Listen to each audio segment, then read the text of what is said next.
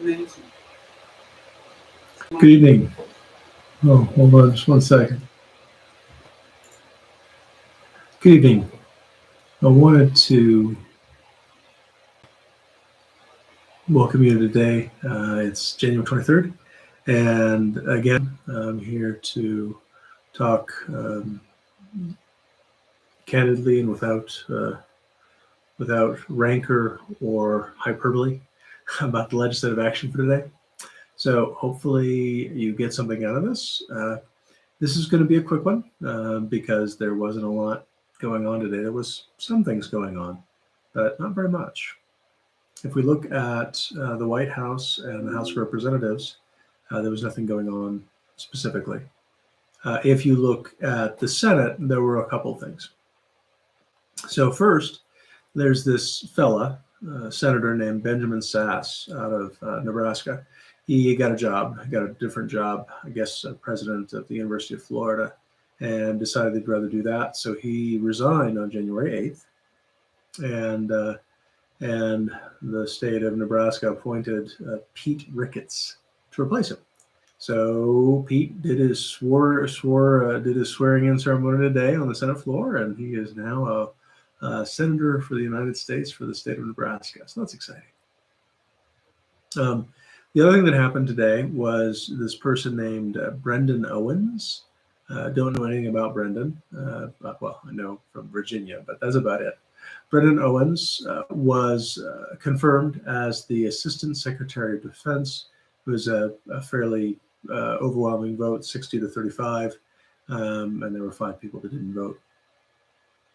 So again, actually, in terms of the activity on the floor, not much happening.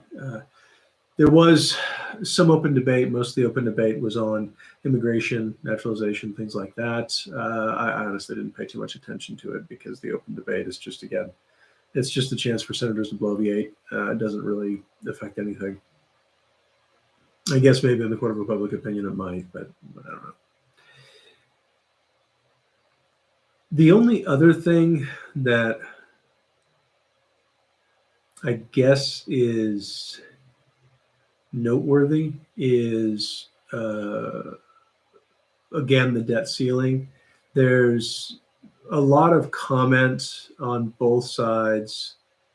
It seems like the positions in the House, just given press releases and things like that, it seems like positions are getting more strident to the left and more strident to the right. And I don't know, left and right. The folks on the left are getting more strident in one way, and the folks on the right are getting more strident in another way. And what I mean is, folks on the right are saying, hey, if you don't let us cut stuff, we are not going to increase the debt ceiling limit. And the folks on the left are saying, not only are we going to increase the ceiling, we're just going to eliminate the ceiling altogether.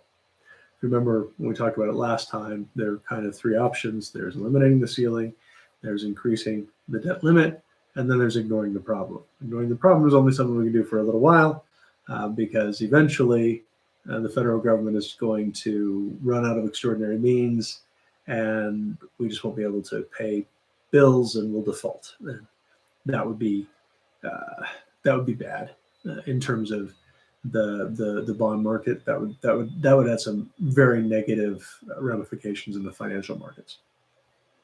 So that's something that we are incented as a nation. Our federal government is strongly incented not to do. But really, again, all that is just bloviating.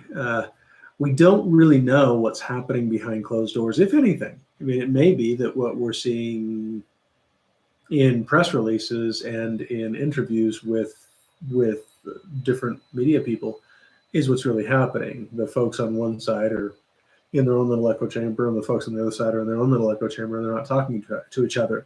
We don't know. Which, I mean, what can we do? But that is something that is going on, and I don't know how quickly it's going to develop a head of steam. As I said, it will eventually, because there's really no option. It's got to be it's an issue that's got to be fixed.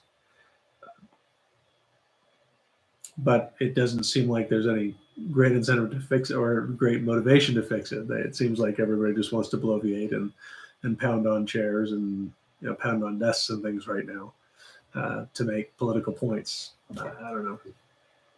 Anyway, that seems like about it for today. So without further ado, I will go ahead and stop the stream and hope you all have a wonderful evening.